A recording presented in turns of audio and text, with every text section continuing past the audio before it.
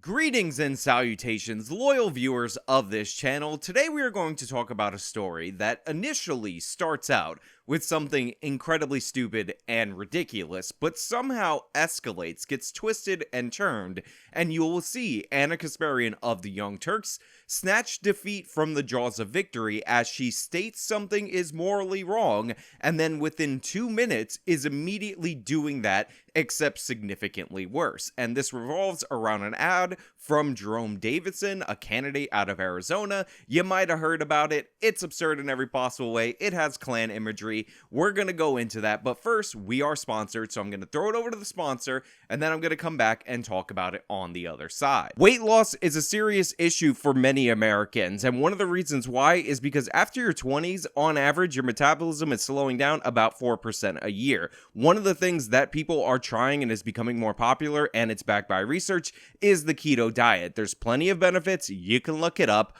And I actually have a supplement that can either go with your keto diet or you could take to get some of the effects of that diet over at ketowithjustice.com. You try this powder, it helps speed up your metabolism, it elevates the level of ketones in your body so that you can get some of the effects, and maybe that puts you on the full diet, or maybe the weight loss gains you get from this are just enough to get you where you want to be. And the great thing about Keto with Justice is that it comes with a 60-day money-back guarantee, which means you can get this powder, you can consume it every single day, every single morning, you could weigh yourself constantly, see if you lose any weight, and then return it. Also, it's a 51% discount if you go over to my link. You literally cannot beat that deal. KetoWithJustice.com, the most amazing keto powder of all time. So Jerome Davidson, a candidate out of Arizona, is running for a seat. And of course, we have the campaign ads. And during the primary season, every year, it seems like in a country this big, we get one or two ads that are absolutely ridiculous and patently absurd.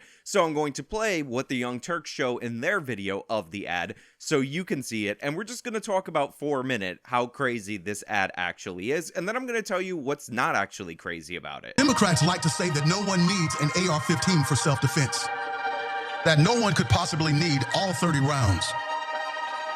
But when this rifle is the only thing standing between your family and a dozen angry Democrats in Klan hoods, you just might need that semi-automatic and all 30 rounds. So I've said multiple times on this channel that I don't like when people worship politicians, whether they be right-wing or left-wing. I find it disgusting and embarrassing. If you need a leader that badly, then you really don't understand America, because politicians are supposed to be elected to serve you. They work for you. They are beneath you, not above you. So this guy portraying himself as this crazy John Wick, Idris Elba action hero in this ad, while hilarious, is absurd in every possible way. Now, I understand the overall message. He's trying to create a scenario where you would need an AR-15 with 30 rounds, and we're going to talk about what is true in this ad and the circumstances where this kind of scenario, although definitely way different from this scenario, actually is a good argument for you to be able to have a rifle in your home. However, we cannot ignore the fact that the Klan is featured in this ad, and a lot of them have gardening tools. One of them has the bat from The Walking Dead, Lucille, with the barbed wire on it. And let's be honest, the Klan is not a thing in the United States anymore. Now, I know technically there are 8,000 to 10,000 members of the KKK that are still lingering around, maybe doing some stuff, maybe they're going to meetings, but to give you some perspective, the undergraduates at the school that I went to were about 14,000. That's one set of undergraduates at one school in the city of New York that are almost double the actual members of the Klan, let alone the ones that are actually active. On top of that, the Klan hasn't killed anybody since around 1980, so the idea that the Klan is going to be rushing to your door is absurd. But when this rifle is the only thing standing between your family and a dozen angry Democrats in Klan hoods. Also, he labels these guys a mob of angry Democrats in Klan hoods. And here's the thing, even though it is historically true that the Ku Klux Klan was the militant arm of the Democratic Party, it was founded by Democrats, and the only political party in American history to accept the Klan formally was the Democratic Party, in reality, they're not a thing. They're not a major part of the Democratic constituency. So it's kind of absurd today to say, based on the fact that the Democrats, which by the way, they definitely did, had the Klan within their midst, worked hand in hand with them. Woodrow Wilson very famously screened Birth of a Nation, which actually jump-started the Klan in the United States, where they reached something like 1 million to 2 million members. And you have to remember the United States population was about half the population that it is now in the United States. So that's a huge, significant deal. But again, 8 to 10,000 members, the Democrats aren't exactly relying on the Klan. They have another masked mob that does their violence on their behalf, a new militant arm, and they are called Antifa. But again, you wouldn't want to have a bunch of people in Antifa masks. I get why the historical element is in here, because people identify more with Antifa today than they would with the Klan. So in a way, it's absurd that he's calling them the Democrats. I understand the historical context behind that. Don't think I'm one of these people who's going to be like, actually, the Klan was Republican, because that is not the case. The Democratic Party, as I said, used to have a ton of members that were actively in the Klan. The Klan endorsement used to mean a lot, specifically in the South of the United States. And the same is not true for the Republicans. The big switch or whatever is not a realistic accounting of events. And if you look at the historical track record, despite what proponents of the big switch actually say, black people began leaving the Republican Party after the Hayes Compromise, which was post the Civil War, still in the 1800s, and they left even further during the FDR administration due to the fact that they were getting welfare benefits. So even while the Klan was a militant arm of the Democratic Party, black people were already trending in that direction. The Civil Rights Act did not necessarily do that trend. More Republicans voted for the Civil Rights Act than Democrats. I'm sure you guys have all heard this before, and the amount of actual representatives that switched parties were actually significantly low. Most of them just slowly over time disassociated with the KKK, and I remember there was one specific story about a senator out of Virginia who was originally endorsed by the Klan, who had actually turned around and endorsed Barack Obama for president. So some of these people have actually had arcs where they formally acknowledged their former ties to the Klan and disassociated from them in the future when that became non-politically feasible. Also, while as a blanket rule, I'm not against guns appearing in ads or you talking about defensive uses of firearms, because it's not talked about nearly enough, even though when the CDC did the study of defensive use of firearms, they found something like hundreds of thousands of examples of this happening. I don't think that saying, oh, you got to get ready to shoot people and throwing all this violent imagery and casting your political opponents as a violent terrorist organization is the best move going forward. So that's what I'm going to say. It's an ad meant to get attention. It's meant to go viral. It is what it is. And there's some hilarious components to it, but we got to throw it over to the Young Turks, because what they're going to identify as ridiculous, I'm going to prove to you is in fact not ridiculous. That's Jerome Davison, who is running for Congress in Arizona. And if you had to do a little bit of a double take there, because he was accusing Democrats of being the ones of wearing those hoods and sowing all the terror in the country.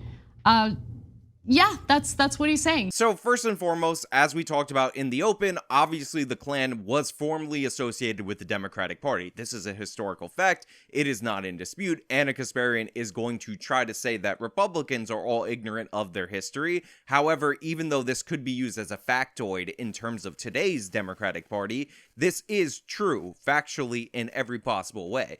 But Anna's going to say some other nonsense that's a little bit ridiculous, and I gotta talk about it. He is making the claim that it's not the right wing that's spouting white replacement conspiracy theories, that it's the Democratic Party putting on the hoods to terrorize black people in this country. So Anna just threw white replacement theory into the mix because this is something that's been in the news. There's nothing in this video that references white replacement theory at all whatsoever. She's just bringing that up to try to say, oh my God, the Republicans are pushing this conspiracy theory. They're bad people, blah, blah, blah. Now, remember, Ana Kasparian has talked about what the left calls this, which is the browning of America, in very positive terms on her show. She actually has videos where she says white replacement theory is ridiculous while simultaneously celebrating the demographic changes in the United States of America. Like, look, I remember doing a show for Fusion back in 2016 where we were specifically talking about how the demographic, and we were celebrating it. We didn't think it was a bad thing, obviously, that, the Trump support was like the last gasp of like white America, right? Yeah. I remember talking about that. And we were celebrating it. We didn't think it was a bad thing, obviously. Now, I've discussed a bunch of times on this channel how people saying, oh, your demographics are 100% gonna stay the same way forever is actually ridiculous. And I've talked about Hispanics specifically and how they seem to be shifting over time more towards the Republican Party. And there's a lot of Democrats that are in a panic about it. But to say that this idea is something that isn't talked about as a political strategy in the United States of America is absurd. There's a book that's called The New Democratic Majority. I believe it came out in 2004. It was also a component of Obama's campaign to get all these minorities together to outvote the white conservative voting bloc.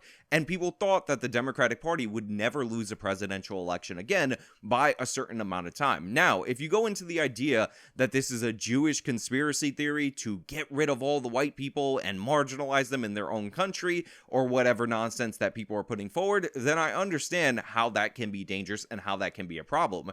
But if you can't understand why any political party, whether it's the Republicans or the Democrats, want more people to be able to vote for them so that they can remain in power, then you don't understand politics. I don't know how you can talk about congressional gerrymandering on one day and then all of a sudden a few days later say it's ridiculous for people to point out that the Democratic Party is pro-immigration because they think that will lead to electoral success in the future. And part of the reason why the Republican Party is anti that same immigration is because they hold the same position that this will damage their electoral prospects in the future. Again, you don't have to go into crazy conspiracy theory. By the way, I've said multiple different times, voting patterns change over time, so the idea that you think it's set in stone is absurd, and anybody who's pushing you that on the right wing is incorrect. They don't understand how voting changes over time. They haven't looked at the Hispanic numbers. They're not aware of what's actually going on in this country. But yeah, so that's nothing to do with this video. But again, I just want to point out that Anna will say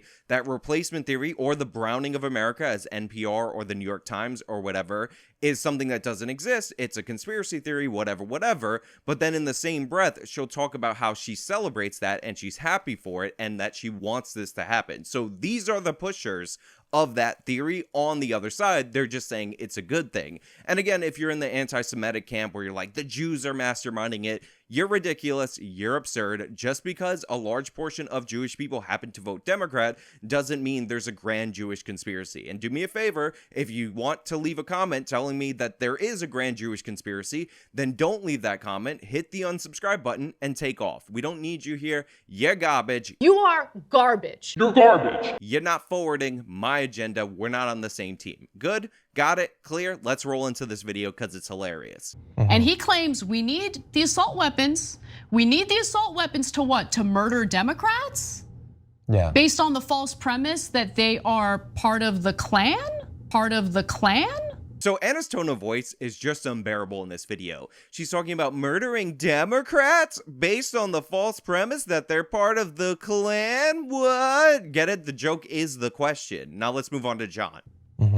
What is this? That, I think, is actually the part that bothers me least about this. I mean, it's deranged. Like, it's ahistoric, and he knows it. Yeah, back in the day, if you were to go back 100 years ago, members of the Klan probably would be Democrats. So John says it's ahistoric and he knows it, and then he says back in the day, if you were to go back 100 years, members of the Klan would be members of the Democrats. So it is historic, but that's not why it's ridiculous. The reason why it's ridiculous, and again, the Young Turks won't say this because they keep trying to breathe life into the KKK despite their dramatically diminished membership, is because the Klan hasn't killed anybody since 1980. They're totally irrelevant. Again, it's 8,000 to 10,000 guys that are just hanging around wearing the hood still because they still think that that's a way to become successful. I mean, you've even had notable members of the KKK like David Duke leave the Klan because he's like, I can't be associated with these people. I'm never going to have any political success with them.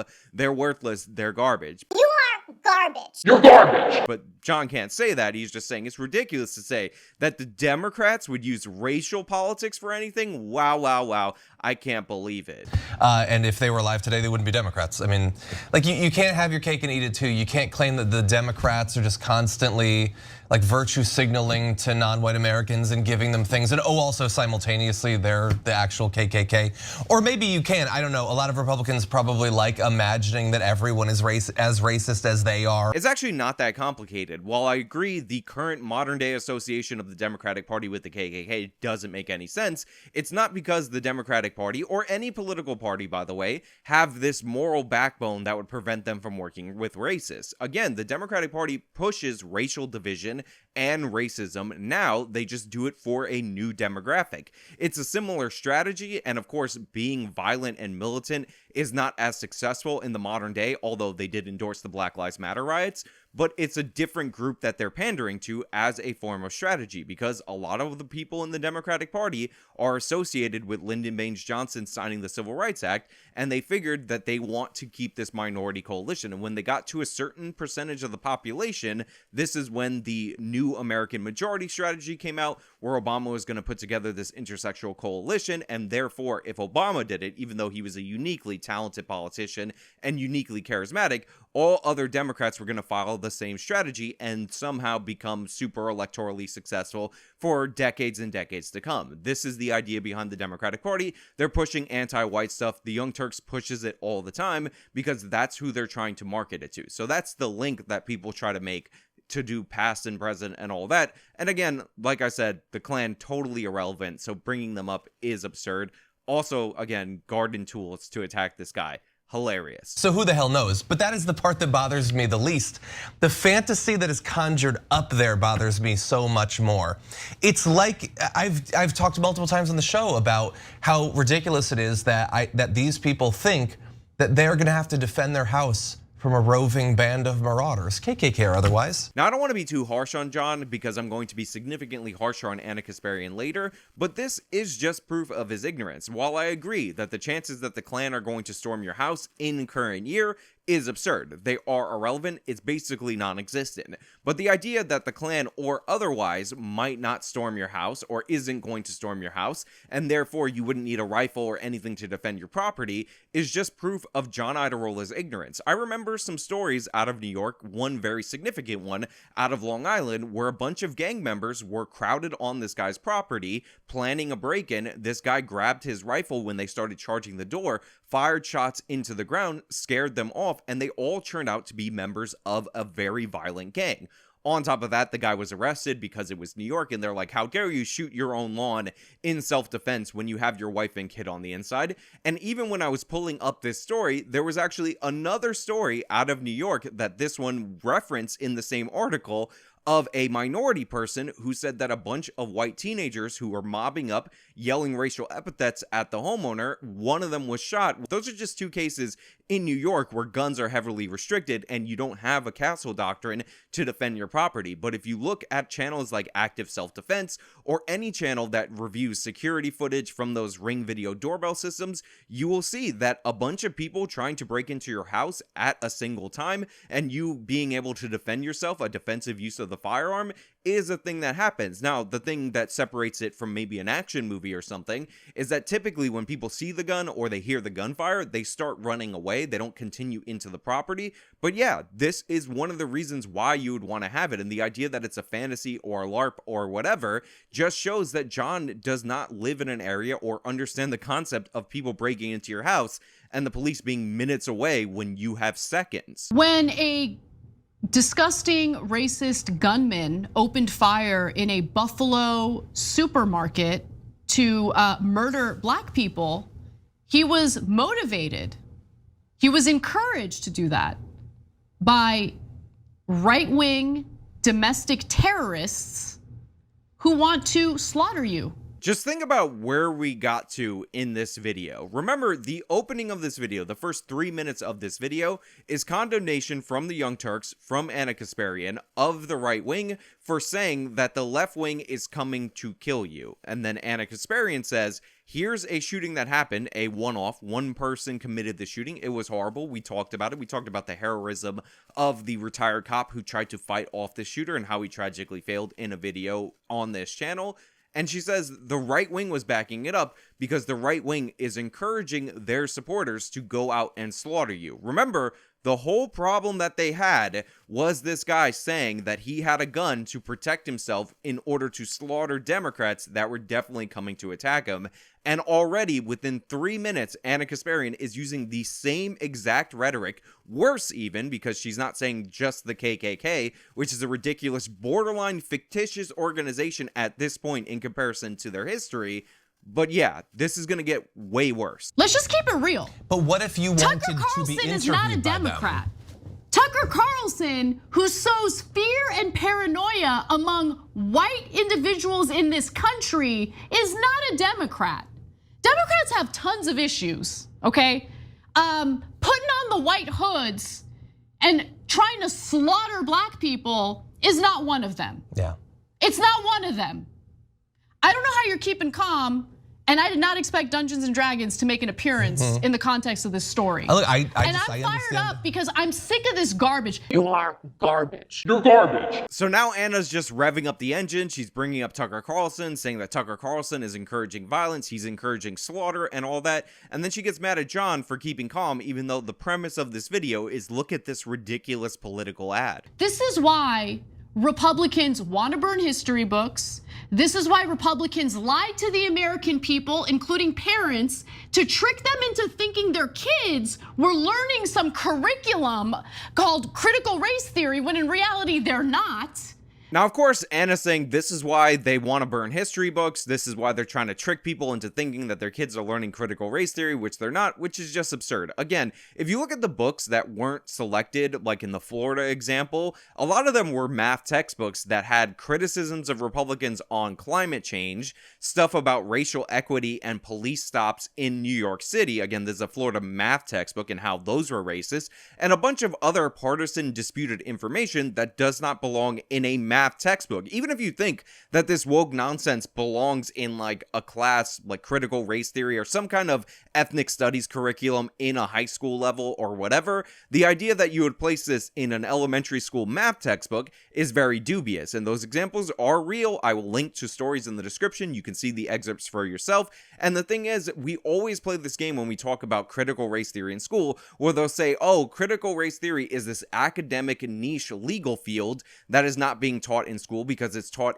at certain law schools. But then they advocate for the praxis, you know, the stuff that's advocated for by these scholars that should be in education, but they say, oh no, that's just regular history. But the whole point of critical race theory is that it's distinct from history. Nobody's against, well, I shouldn't say that. Some people are against teaching the history of slavery in the United States of America. The Young Turks, by the way, are against teaching the history of slavery in the context of the history of the world, because that doesn't look good for their messaging that evil white people were the ones responsible for it, even though slavery was with us throughout all of human history until the British decided it was immoral and they sought to abolish it around the world. And then shortly after that, the American Civil War happened and the Americans abolished slavery and they joined the British in the worldwide abolishment of it. The Arab and African slave trades that were in the Arab world and the African world were long holders of the slavery tradition, and it still exists today in those countries right now. Some of them, not all, obviously, but whatever. They don't want to talk about that. They only want to talk about the context of American slavery. But even if we were going to do that and teach a very Western-centered, Amerocentric version of slavery in the context of the United States, I would be fine with it. But what they're trying to do is go beyond that and teach these power dynamics, racial politics, and again, a curriculum based on activists saying that we need to inject activism into the curriculum. That's how you end up with racial nonsense in math textbooks when you want people to learn math in math class. The left wants them to learn social justice in those very classes. So Anna's in favor of this. We've gone through this multiple different times. They'll say it's not critical race theory. Then you describe what it actually is, and they say, well, that's just history. And then you say, no, that's not history. And then you find out that ultimately, when you go down the line, that they're in favor of it. It's how every conversation about this goes, and that's what they're advocating for. I'm fine with teaching history. I'm not afraid of history. Ana Kasparian, the Armenian who works at the Young Turks, might be afraid of talking about history, but not me. Because they want to institutionalize, okay, the revisionist history that they fantasize about. So Americans are ignorant, so Americans don't understand their own identity, and they'll be just super vulnerable for exploitation. Super vulnerable for the kind of disgusting disinformation that you saw in that video. So to be clear, Ana Kasparian's projection levels are off the charts. They're well over 9,000 because Ana Kasparian's accounts of history are revisionist garbage. Have you ever seen the way that Ana covered the Tulsa race riots? She talked about how 3,000 people were killed in Tulsa that day. There was a physical altercation over the gun. The white man gets shot and he's killed, and then the riots erupt. Now, the outcome of this is beyond disturbing. The night's carnage left 3,000 African Americans dead. 3,000 African Americans dead. The real count is about 38 to 39 if you count an unborn baby. By the way, 12 of those people were white people, and the reason I call it the Tulsa Race Riot and not the Tulsa Race Massacre is because the black people, by all accounts, fired first when a black person was arrested and accused of sexual assault against a white girl in an elevator. Now, you could say the white people, especially in the context of the time, were going there to lynch the guy, but if you're going to give a historically accurate account, you can't rely on Ana Kasparian, who thinks that the Tulsa Race Riot was a 9/11 style massacre and that the Klan was involved, when again, that's just not true. 3,000 African Americans dead. Now again, don't take my word for it. Look at the scholars that were actually investigating and trying to exhume graves to see if there were more bodies in this situation.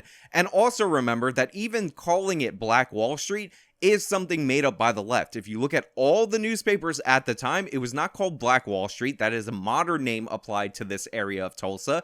It was actually called Little Africa. They lie about absolutely everything in relation to that, and most people get their account of the events from the dramatized version of the events from the HBO show Watchmen. So if you want to talk about revising history and reframing history and all that jazz, start with Ana Kasparian thinking that the Tulsa Race Riot was a 9/11 style massacre. And the thing that really fascinates me is the unending obsession with violence. Oh, the right wing can't get enough. There's never enough mass shootings in the country for the right wing.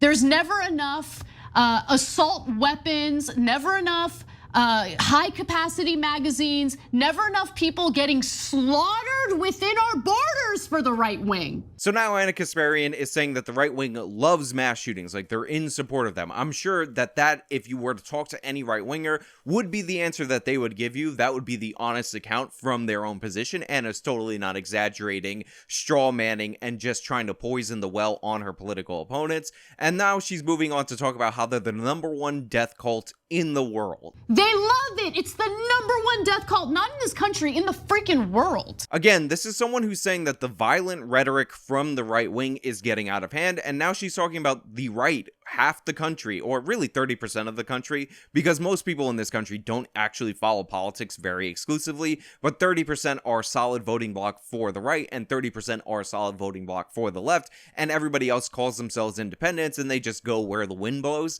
But they're ready for slaughter, they're ready for violence, they cheer for it, they're the #1 death cult in the world, they're gonna get you, they're scary. Remember, I'm criticizing a guy for saying that the Democrats are going to try to get you and kill you, and you might have to defend yourself. But again, look where this is going.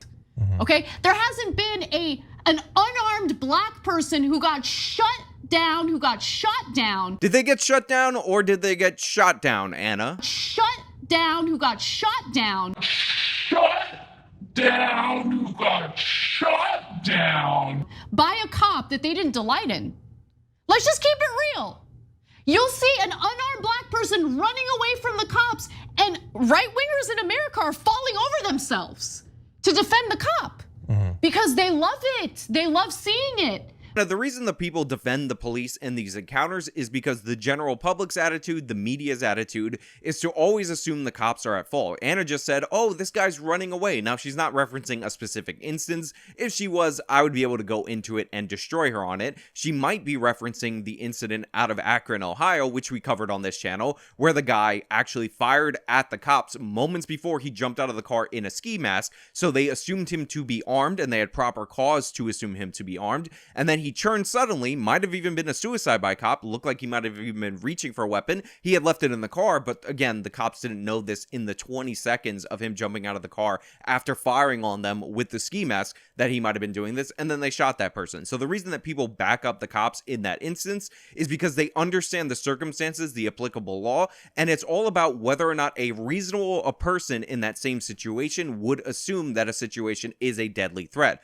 Obviously, if this guy just shot at you moments ago, which Ana doesn't like to talk about, in fact, in their video, they talked about how it was alleged, maybe, even though you see it on video, then he presents a deadly threat, and it's reasonable to assume that he presents a deadly threat. But you're gonna put out an ad claiming that it's the Democrats putting on the white hoods?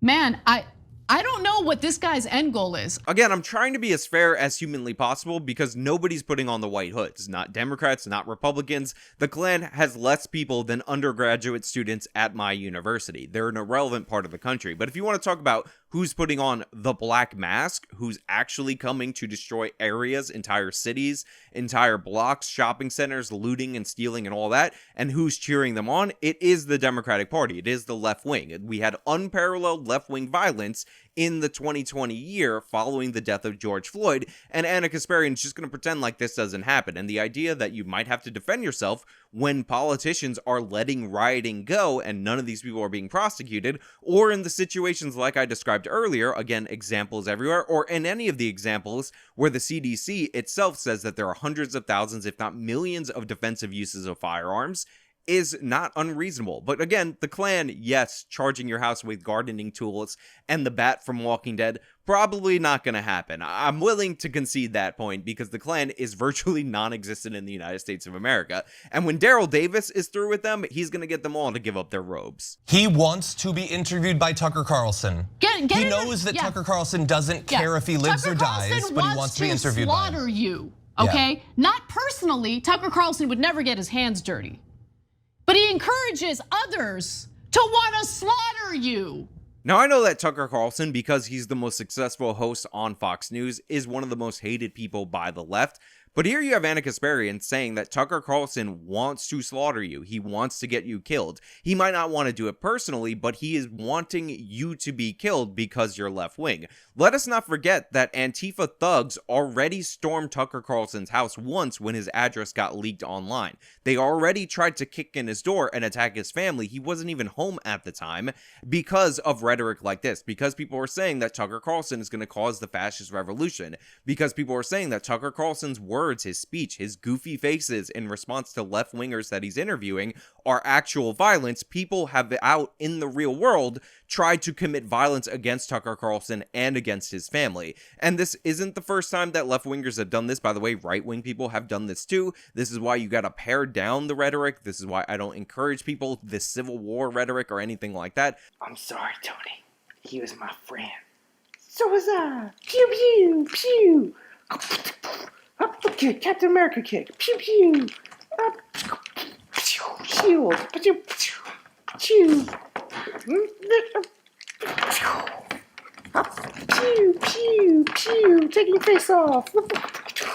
There's a turtle. I think it's absurd, but Ana Kasparian, after condemning the idea that a politician would say the other side is coming to kill you and you might have to defend yourself, is literally doing the exact same thing. But he encourages others to want to slaughter you, to slaughter you, to slaughter you, To slaughter you! to slaughter you. Now, I saw this portion in Devin Tracy's video on the subject matter. By the way, as I always say with Devin, you can still watch his videos. He's completed the Central Park series, or he's actually releasing new parts of the Central Park series on censor.tv. Use promo code AIU for a discount and to make sure your money goes to support him. And on Patreon, his videos are better than ever and all that. And he's 100% right in his diagnosis that Ana repeating, "to slaughter you," was incredibly obnoxious. So we're going to laugh at that. To want to slaughter you, to slaughter you. Again, you have Ana Kasparian ginning up hysteria while she's criticizing a random politician who is running for office for ginning up hysteria, and then doubling down on it and repeating it in the most shrill, obnoxious way possible. And you correctly identified it. Like, a core part of being a right-winger is fantasizing about an excuse to be able to start killing people. Like most are not just gonna go out and kill a random person, but they really left- want a justification for it. So here you have John saying a core part of the right wing is fantasizing about killing people. Now they don't want to do it against a random person, but they're looking for a justification.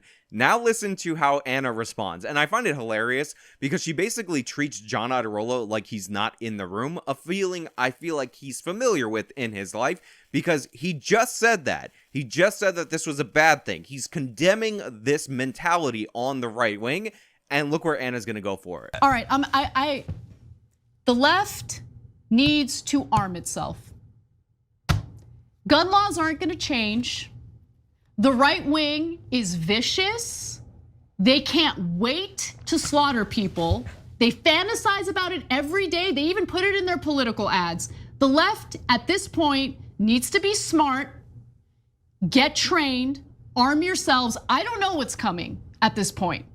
But how many times does the right wing need to tell you that they want to slaughter you for you to do what's necessary to protect yourselves? Yes, we have come full circle in this video. Ana is calling on the left wing not just to arm themselves for the normal purposes of self-defense, but to arm themselves because the right wing is ready to slaughter you. They're telling you that they're coming to slaughter you, and you have to be prepared because they're going to slaughter you. This is the Civil War rhetoric that people have criticized from Tim Pool in the past. This is the nonsense that I have criticized in the past because I don't like the idea that people are taking as a norm that we have to resort to shooting each other in the streets in order to solve our political disputes. Now, I've said multiple different times that despite the left's craziness over the overturning of Roe versus Wade, that Roe v. Wade being overturned is a perfect example of people working within the system to achieve a goal. The Supreme Court established this precedent. There is not an argument in my mind that they had a constitutional basis to do it 49 years ago, but Republicans, in response to that, didn't get out in the streets. They didn't start shooting people. I know somebody's going to bring up an example of an abortion clinic being bombed, whatever. We all understand that there are isolated instances of people doing the wrong thing, but through the political process, they got the justices appointed, they took a case to the court, and they got that decision that they were adamantly against overturned all through the system. Despite what you say about how this person cheats or that person cheats or whatever, in reality, the major changes in law happen from working within the system, not from doing crazy violence from outside. This ain't the American Revolution times. Everybody needs to calm down. You shouldn't be cheering on and supporting the idea of going to a civil war anyway. It's one of the worst periods in American history. It does not need a sequel. And I'm not in favor of anybody, right, left, or center, forwarding the idea that it has to come to blows every time an election or a court decision doesn't work out in your favor. I'm sorry, gun laws aren't gonna change. They're just not. We have one side of this country that's full of lunatics who salivate over mass deaths, mass murders, and then you have the other side that's like still playing patty cakes, hoping that the Democrats are gonna protect them. Get armed. Buy your guns, please keep them safe, lock them up. I don't know if you're ever gonna need to use them, I hope you don't. But at this point, I'm getting increasingly uncomfortable at the thought that you have right-wing lunatics who are heavily armed, constantly telling us that they wanna slaughter us, okay?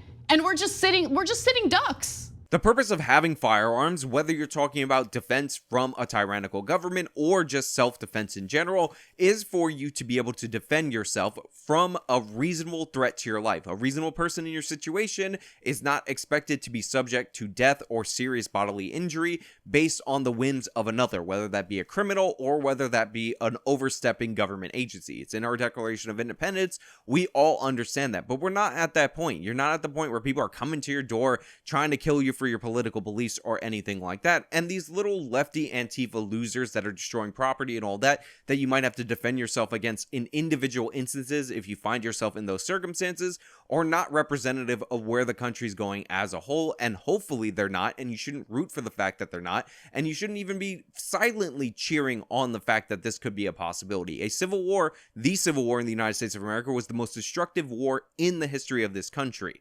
Another one with modern weaponry, 300 million guns in the country, the government with more weapons and all that, would be even more destructive. It would destroy this nation, and the winner of the Civil War, it would be a winner in name only, because there would be nothing left in this nation. You should never cheer on this possibility. You should stop saying that the other side is immediately or imminently going to slaughter you, because it's embarrassing. Joe Biden is a bungling idiot. He's basically demented. Anyone can be defeated in the political process, and those people who tell you that, oh, one side is always losing, I know this is really popular on the right wing, are just wrong. Look at the way that the trend has been going in terms of gun rights in this country. Look at the way that the trend has been going against abortion in this country. It has become more pro-life over time. It has become more pro-gun over time. Significantly more on the pro-gun side, but getting rid of Roe versus Wade is a huge thing that will allow the states to craft their own laws. The idea that you can't do anything just because the Democrats are running Hollywood and putting woke messaging in movies is absurd. It's been proven false. So everybody calm down, back up a little bit. There's always another election. Everybody who tells you you're on the precipice of disaster in America is just doing that as a marketing standpoint. When things really get horrible, I will tell you. And if you're watching my videos, you should definitely 100%, as I always definitely say, listen to my opinion on absolutely everything. Even though that's a joke, I'm serious about this. Everybody calm down. #1 death cult in the world, largest death cult in the world, the American right wing. They love death. They tell us every single day, and when they tell you who they are, you should believe them. Look, I have no problem with self-defense. I have no problem with the Second Amendment. I've made these positions clear on this channel multiple different times. If you want to buy a gun for self-defense, totally on board with that. And in fact, I think it's a good thing that the left side of the political spectrum would be into self-defense, because that means it's less likely that we're going to get some serious gun-grabbing legislation if both sides are into the American gun culture. That being said, Ana is just being ridiculous here, and people who are saying that the other side is just waiting to slaughter them are being ridiculous. You have to understand that the people who are seriously into politics are such a small portion of the population, it's absurd. Progressives, for all the Young Turks says about how the country are progressives, the people who vote that way consistently, or the people who consider themselves that, are only about 8% of the population, which means that the people who are super serious and informed about politics and don't just feel progressive are significantly lower percentage of the population. They're not coming for you physically. The political system hasn't completely failed us. Please calm down. Please relax. Please actually focus on what you can do in the system and discourage anybody who calls you out for violence. First and foremost, if somebody's asking you as somebody on the right to do political violence, and you don't know them, or you just met them, or even if you do know them, the chances of them being an FBI infiltrator are exceedingly high. Remember the Gretchen Whitmer plot, where a significant portion, if not the outright majority of the people that were working on that plot were actually law enforcement infiltrators? That's what you're setting yourself up for when you buy into the fact that you need to act personally now. And by the way, you're not going to be a hero. You're not going to be remembered as anybody who's important. You're going to be remembered as a monster by the families that you impact by your stupid actions, and for the rest of the society, for the rest of the world, they'll forget about you. Your family will consider you as a source of shame for generations to come, but you're not going to make yourself a hero. It is the height of vanity and self-importance to think that the end times are going to happen in your lifetime. You're not that special. I hate to break it to you. None of you are that special, so everybody calm down, stop hyping it up, stop ginning up hysteria, and call out Ana Kasparian every time in the future she calls out a conservative for using supposedly violent rhetoric, because she went way further than this guy. That's all I really have for you guys today. Thank you so much for watching. If you like this video, show me by leaving a like, subscribe for more content, follow me on all my social medias. You can support me via the support links in the description box of this video. This has been me talking about Ana Kasparian, calling for a civil war. Till next time.